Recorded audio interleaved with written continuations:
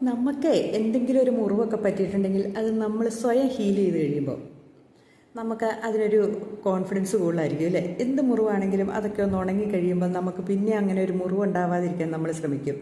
ഇത് തന്നെയാണ് നമ്മുടെ ജീവിതത്തിലും.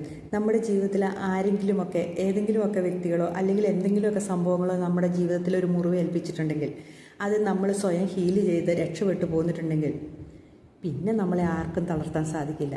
ആരും എന്തു പറഞ്ഞാലും എന്ത് സംഭവങ്ങൾ നമ്മുടെ ജീവിതത്തിലുണ്ടായാലും നമുക്കറിയാം അതിൽ നിന്ന് രക്ഷ പറഞ്ഞാൽ എങ്ങനെയാണ്. ശരിയാണ്, നിങ്ങളൊന്ന് ചിന്തിച്ചു നോക്കി. ഒട്ടുമിക്ക മനുഷ്യരും എങ്ങനെയാണെന്നറിയാം, സ്വയം ഹീൽ ചെയ്യില്ല, മറ്റുള്ളവരെ കൊണ്ട് ഹീൽ ചെയ്യിപ്പിക്കാൻ നടക്കും. അത് എന്ത് ചെയ്താൽ അത് ഉണങ്ങുകയില്ല. ആ മുറിവിന് ഇങ്ങനെ മറ്റുള്ളവരിങ്ങനെ ഏതെങ്കിലും ഒരു മുറിവുണ്ടായത് ഇടയ്ക്കിടയ്ക്കിടയ്ക്ക് തുറന്നു നോക്കി അത് പഴുത്ത് അത് വല്ലാത്ത വ്രണമായി തീരുന്നത് വരെ അതിങ്ങനെ മറ്റുള്ളവരിങ്ങനെ നോക്കിക്കൊണ്ടിരിക്കും. അത് ശ്രദ്ധിച്ച് നമ്മളും ഇരിക്കും. അപ്പം ഒരു കാര്യം ചെയ്യുക, നമ്മൾ തന്നെ നമ്മുടെ മുറിവുകളെയൊക്കെ ഉണക്കാൻ ശ്രമിക്കുക. ഉണങ്ങിക്കഴിയുമ്പോൾ നമുക്ക് ഭയങ്കര ഒരു കോൺഫിഡൻസ് ഉണ്ടാകും. ശരിയാണോ എന്ന് ചിന്തിച്ച് നോക്കിക്കേ.